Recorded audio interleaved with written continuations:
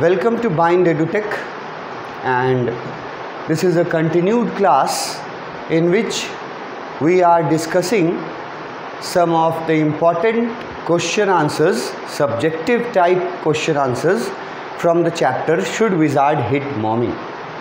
हम लोगों ने अभी तक 24 क्वेश्चंस और उनके सैम्पल आंसर्स हम लोगों ने अपने प्रीवियस वीडियो में मैंने डिस्कस किया है। क्वेश्चंस 24 क्वेश्चंस अभी तक डिस्कस कर चुका हूँ मैं।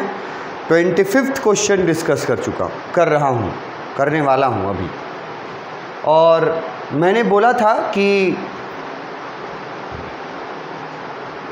जैसे हर स्टूडेंट का कैटेगरी होता है, वैसे ही हर टीचर का कैटेगरी अलग अलग होता है। मेरा जो टारगेटेड स्टूडेंट्स हैं, मेरे द्वारा जो टारगेटेड स्टूडेंट्स हैं, उनमें मैं किन स्टूडेंट्स को रखता हूँ? अगर कोई ऐसा स्टूडेंट है जो class 10th, class 11th, class 12th में अपने आप को इंग्लिश में फेल होने से डर लगता है, उसको किसी स्टूडेंट को अगर कि हम फेल हो जाएंगे इंग्लिश में, ये डर अगर लगता है, तो उन स्टूडेंट्स के लिए मेरा जो एक्सप्लेनेशन वीडियोस है, चैप्टर का एक्सप्लेनेशन वीडियोस, वो अगर स्टूडेंट्स देख लें तो मैं एश्योर कर सकता हूँ कि वो फेल नहीं होंगे।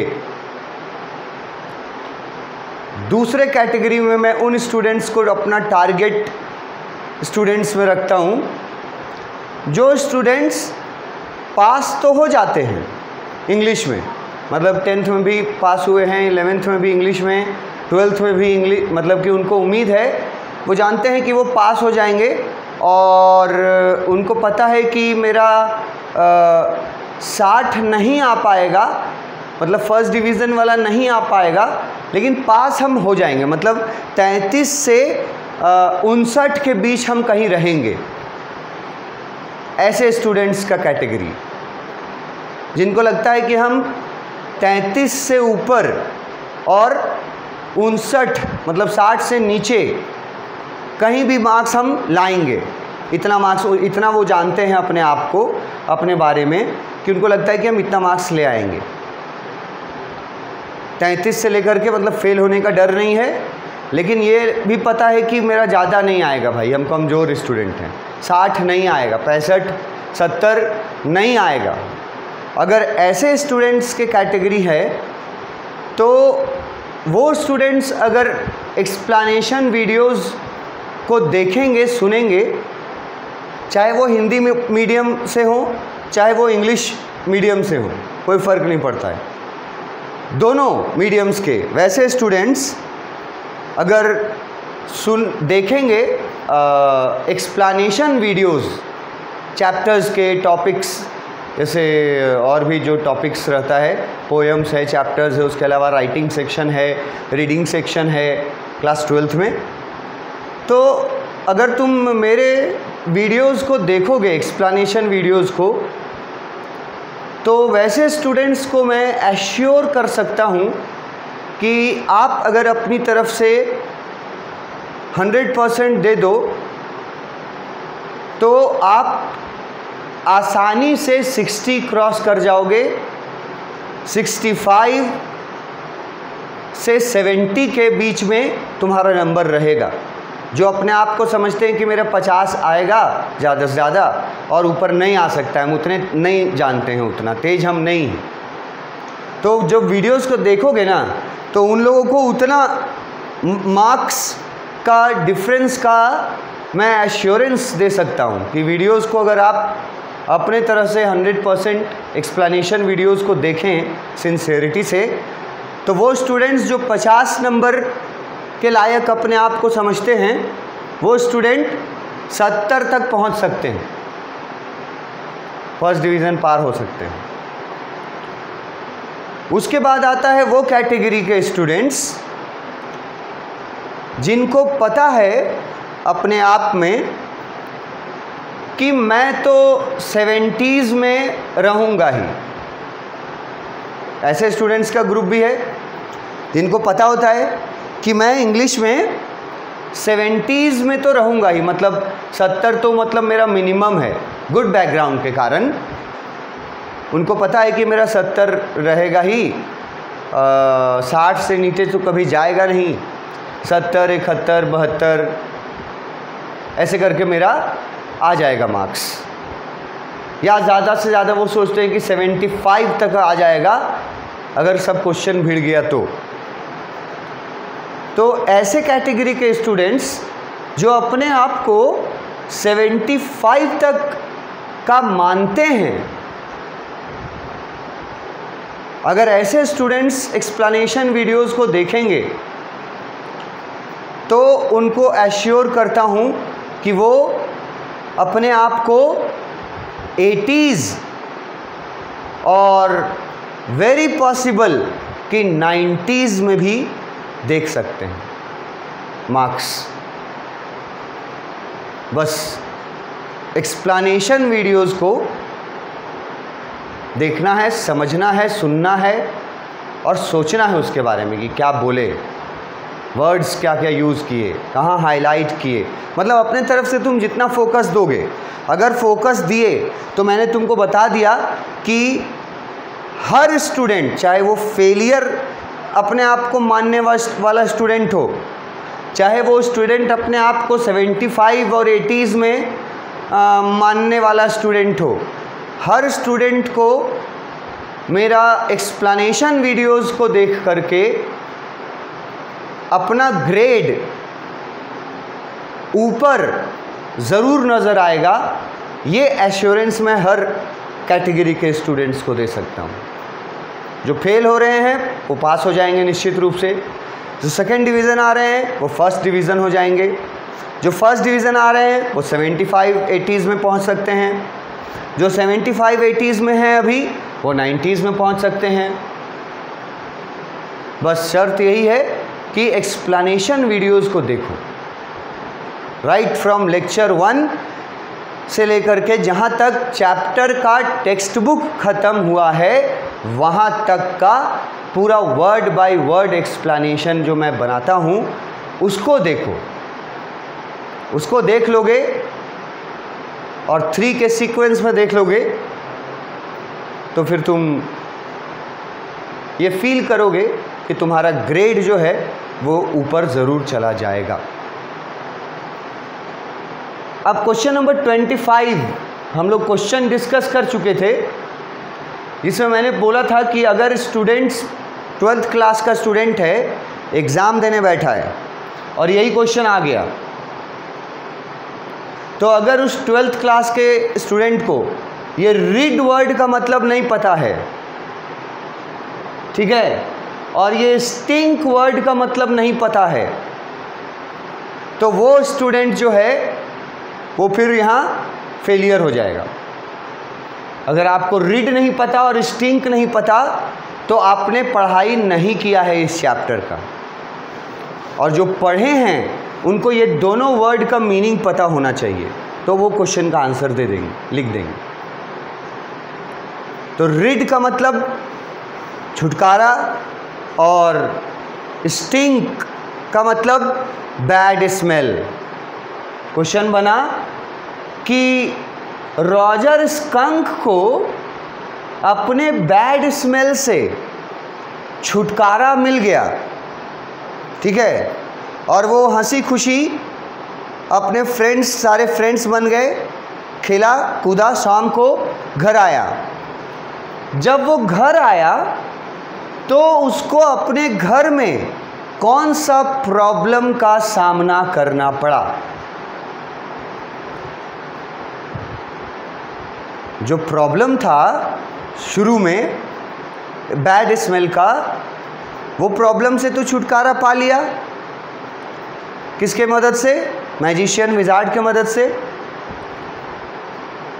पूछ रहा है कि उससे छुटकारा पाने के बाद जब वो सभी बच्चों के साथ मज़ा करके पूरा दिन बहुत हैप्पी मूड में रॉजर स्कंक गुलाब की खुशबू के साथ अपने मदर के पास मतलब अपने घर पहुंचता है, बहुत हैप्पी मूड में है क्योंकि आज सारे फ्रेंड्स उसके साथ खेले हैं, तो बहुत हैप्पी मूड में है। तो घर पहुंचता है जब, तो उसका ये हैप्पी मूड जो है ना, इसमें कोई प्रॉब्लम आ जाता है। पूछ रहा है तुमसे कि कौन सा प्रॉब्लम आता है, व्हाट प्रॉब्लम, विच प्रॉब्लम, कौन सा प्रॉब्लम आता है। तो जो लोग चैप्टर से इसको रिलेट कर पाएंगे, सबसे पहले मैं बताता हूँ कि क्वेश्चन पढ़ें तो क्वेश्चन को चैप्टर से के किस भाग से पूछा है ये रिलेट कर पाएंगे वो स्टूडेंट जो टेक्स्ट बुक पढ़ते हैं line by line, word by word. देखो यहाँ है,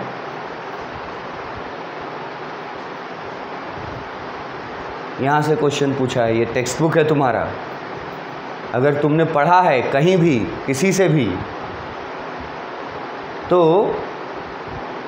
आपको देखिए ये जगह याद आ जाएगा कि यहाँ पर दिया गया था ये बात कि जब वो अच्छे खुशबू के साथ एनिमल्स के साथ खेल करके पूरा आफ्टरनून और घर गया तो रॉजर स्कंक को क्या प्रॉब्लम आया।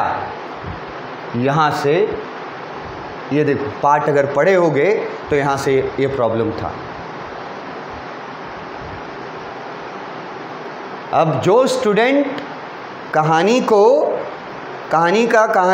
का क्वेश्चन पढ़ के कहानी के इस पार्ट तक अपने माइंड को पहुंचा लेगा कि ये घटना उस समय की है जब रॉजर स्कंक खुशी खुशी अपने घर पहुंचता है, तो उसके बाद क्या हुआ था, तो उसके बाद क्या हुआ था ये सब यहाँ दिया हुआ है। ये देखो यहीं से दिया हुआ है, यहाँ से शुरू होता है रॉजर स्कंक्स मॉमी सेड, यहाँ से लेकर के और ये पूरा दिया हुआ है उसी का आंसर। तो टेक्स्ट बुक पढ़ने इसलिए बोलते हैं वर्ड बाय वर्ड, क्योंकि आंसर्स वहीं छुपे होते हैं। और जो स्टूडेंट क्वेश्चन पढ़ के और टेक्स्ट बुक का कहानी का किस भाग से पूछा है ये समझ लेता है, वो स्टूडेंट फिर रटे नहीं रटे इससे कोई प्रॉब्लम नहीं पड़ता, वो उसका आंसर लिख डालेगा और उसको अच्छे मार्क्स आएंगे। जैसे कि इस क्वेश्चन को पढ़ करके, ये जो क्वेश्चन हमारा था यहाँ कि जब घर पहुंचा रॉजर स्कंक तो क्या प्रॉब्लम फेस किया। अब ये पढ़ने के साथ ही स्टूडेंट का माइंड में एक लाइन में एक आंसर आ जाना चाहिए, वही स्टूडेंट के मन में आएगा जो पढ़े रहेंगे, एक लाइन में आंसर आ जाएगा इसका। उसके बाद उसको भूमिका एक्सपैंड करके उसको बना देंगे जितना मार्क्स का पूछेगा। आंसर एक ही लाइन का है ना, की सेंटेंस। तो घर पहुंचने के साथ रॉजर ने क्या प्रॉब्लम फेस किया, इसका सबसे आसान और सबसे सही एक सेंटेंस का आंसर है कि रॉजर के मम्मी को रॉजर के गुलाब वाला खुशबू बदबूदार लगता है और वो उसको टोकती है कि तुम्हारे शरीर से ये किस चीज़ की बदबू आ रही है। अगर कोई स्टूडेंट स्टोरी पढ़ के और यहाँ वाला कहानी में आ गया, देखो ये जो मैंने वर्ड बताया वो तो हिंदी में ही बताया ना, तो मीडियम कुछ भी हो, मैंने जब ये पढ़ाया होगा, ये टेक्स्ट बुक है, ठीक है, इसी में ये वाला बात लिखा हुआ है। ये सब मैंने पढ़ाया है, each and every word with their meanings, with their deep meanings, with their different meanings। ये सब मैं एक्सप्लेन करता हूँ अपने टेक्स्ट बुक के एक्सप्लेनेशन सेक्शंस में।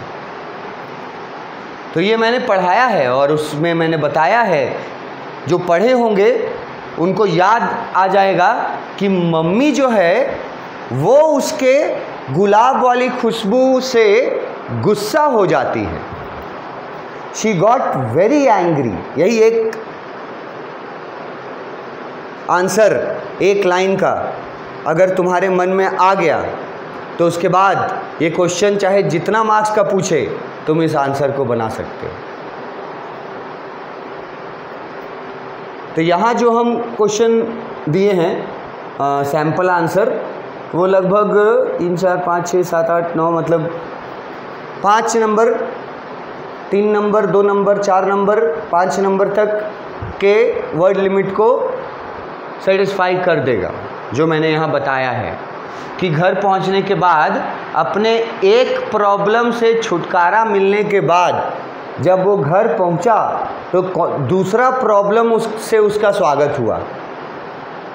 घर पर दूसरा प्रॉब्लम उसका स्वागत में इंतज़ार में खड़ा था। वो प्रॉब्लम कौन सा था? तो आंसर मन में एक लाइन में आना चाहिए पढ़े हुए बच्चों का, हिंदी में चाहे इंग्लिश में, उससे फ़र्क नहीं पड़ता है।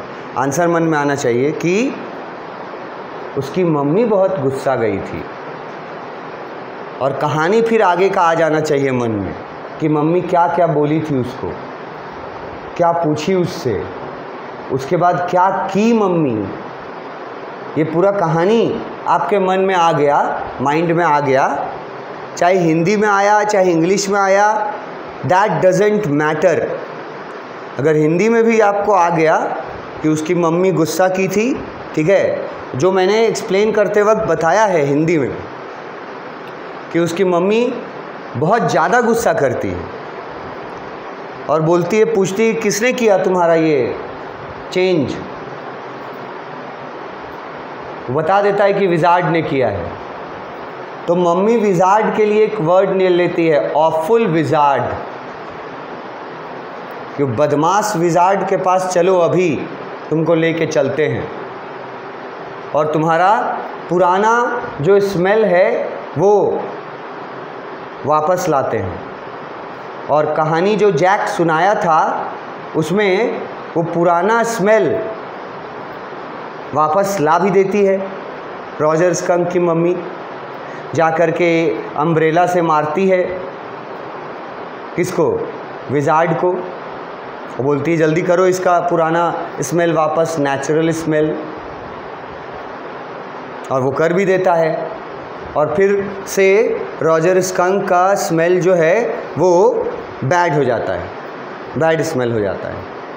और फिर कहानी पहले की तरह अंत होती है कि रॉजर स्मेल और मम्मी जब घर पहुंचते हैं तो ट्रेन के सीटी की आवाज़ सुनाई देती है, और उसी ट्रेन से, जो ट्रेन बॉस्टन से आ रही थी और जिस ट्रेन से रॉजर स्कंक के फादर आ रहे थे। उसके बाद वो लोग डिनर करते हैं, बहुत सारे डिशेस बताया गया है कि वो लोग डिनर करते हैं टुगेदर, और उसके बाद सब कोई सोने चला जाता है और कहानी जैक फिनिश कर देता है कि कहानी का एंडिंग यहाँ हुआ। मगर कहानी के उस भाग से जहाँ पर रॉजर स्कंक की मम्मी ज़बरदस्ती रॉजर स्कंक का रोजेज वाला स्मेल चेंज करवाती है जा कर के विजार्ड को मार करके, ये वाला पार्ट से जो सहमत थी कि असहमत थी, असहमत थी, फुली डिसएग्रीड, कंप्लीटली डिसएग्रीड, मतलब जो के अकॉर्डिंग रॉजर की मम्मी ने गलत किया था, जो किया था, विजार्ड को मारा, गलत किया, क्योंकि विजार्ड ने तो रॉजर को उसके लाइफ में हैप्पीनेस लाने में मदद किया था, अकॉर्डिंग टू जो। तो विजार्ड वॉज ऊपर एक आंसर में लिखे थे ना, याद है? कुछ लोगों को अगर याद हो, अगर पढ़े हों, लिखे होंगे तो बेनीवोलेंट वर्ड यूज़ किए थे हम विजार्ड के साथ, बेनीवोलेंट। ये वर्ड का अगर मतलब आपको नहीं पता है, बेनीवोलेंट विजार्ड अगर नहीं पता है ये मतलब, तो आपको सीखना चाहिए, क्योंकि क्लास 12th के आंसर को जब इवैल्यूएट किया जाएगा ना, तो मैं बताता हूँ ना कि वर्ड्स, कुछ वर्ड्स होते हैं जो देख करके टीचर्स जो हैं वो इम्प्रेस होते हैं। तो बेनीवोलेंट उनमें से एक वर्ड था जो ऊपर मैं डिस्कस कर चुका हूँ, एक क्वेश्चन में कर चुका हूँ मैं।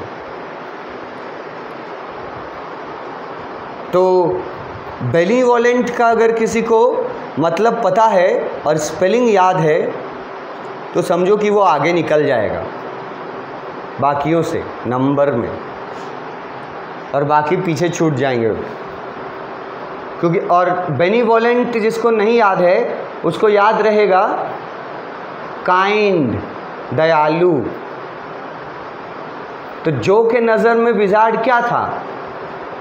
बेनीवोलेंट था, दयालु था, तभी ना उसने स्मेल चेंज करके हेल्प किया विजार्ड रॉजर स्कंक का, और उसी के चेंज किए हुए स्मेल के कारण रॉजर स्कंक का पहली बार दोस्ती हुआ और रॉजर स्कंक के लाइफ में पहली बार हैप्पीनेस आया। तो जो के मुताबिक विजार्ड हीरो था और मम्मी विलेन थी। विलेन कैसे? क्योंकि जो को ये लगता था कि जिस चीज़ से उसके बेटे को खुशी मिली हो, कोई माँ उस चीज़ से अपने बेटे को कैसे अलग कर सकती है, कैसे वो चीज़ छीनवा देगी या छीन सकती है या वापस करवा सकती है जिस चीज़ ने उसके बेटे को के लाइफ में खुशियाँ लाया हो। ये था जो का point of thinking at the age of 4 year, कि मम्मी तो गलत हुई ना और विजार्ड तो सही किया था काम। उसका लॉजिक भी है और वो सही भी है, लेकिन एक 4 साल के बच्ची के थिंकिंग के अनुसार सही है। 4 साल की बच्ची के साइकोलॉजिकल मतलब मेंटल जो ग्रोथ है उसके अनुसार ये बात बिल्कुल सही है कि विजार्ड अच्छा आदमी था, उसने मदद किया था। लेकिन अगर यही चीज़ आप एक एडल्ट पर्सन से पूछोगे तो वो बोलेगा, जो कि आंसर में लिखना पड़ेगा आपको, क्योंकि 4 साल के बच्चे तो आप नहीं हैं, आप तो अब एडल्टहुड में हैं, क्लास 12th में हैं, तो आपको adult perspective point of view से लिखना होगा कि रॉजर स्कंक की मम्मी ने रॉजर स्कंक का स्मेल वापस चेंज करवा के सही किया, गलत नहीं किया। आपको आंसर में ये लिखना पड़ेगा, क्योंकि आप 4 साल के नहीं हैं। 4 साल के बच्चे का थिंकिंग से सोचिएगा तो ये बात सही है कि विजार्ड हीरो था और मदर स्कंक विलेन थी, अपने बेटे की खुशियों को छीनने वाली माँ। लेकिन अगर एक एडल्ट पर्सन के, एक मैच्योर पर्सन के पर्सपेक्टिव से देखिएगा तो आपको ये देखना पड़ेगा कि विजार्ड जो किया था वो रॉजर स्कंक के आइडेंटिटी से जुड़े हुए चीज़ को बदल दिया था। तो यहाँ पे मदर स्कंक का गुस्सा होना और उसको वापस वही ओल्ड स्मेल ला देना विजार्ड को मार करके, ये सही है। दोनों पॉइंट ऑफ व्यू से सोचना पड़ेगा आपको। 4 साल की बच्ची के पॉइंट ऑफ व्यू से सोचिएगा तो उल्टा, और एडल्ट व्यू से सोचिएगा, मैच्योर व्यू पॉइंट से सोचिएगा तो एकदम अपोजिट। तो यहाँ जो हम लोग लिखेंगे वो obviously mature point of view point से लिखेंगे, क्योंकि हम लोग मतलब न तो पढ़ाने वाले और न पढ़ने वाले, हम लोग में से कोई भी 4 साल की उम्र का नहीं है। तो हम लोग मैच्योर्ड हैं, तुम लोग अभी एडोलेसेंट हो, तो एक मैच्योर्ड आंसर इसका दिया जाएगा कि किसका पॉइंट ऑफ व्यू सही था और कैसे। ये हम लोग पढ़ेंगे अपने नेक्स्ट क्लास में। क्वेश्चन है, घर पहुंचने के बाद रॉजर स्कंक को कौन सा नया प्रॉब्लम फेस करना पड़ा। बैड स्मेल वाला प्रॉब्लम ख़त्म हो गया, लेकिन घर पहुंचा तो नया प्रॉब्लम एगो फेस करना पड़ा। क्या फेस करना पड़ा, नेक्स्ट क्लास में पढ़ेंगे। Thank you.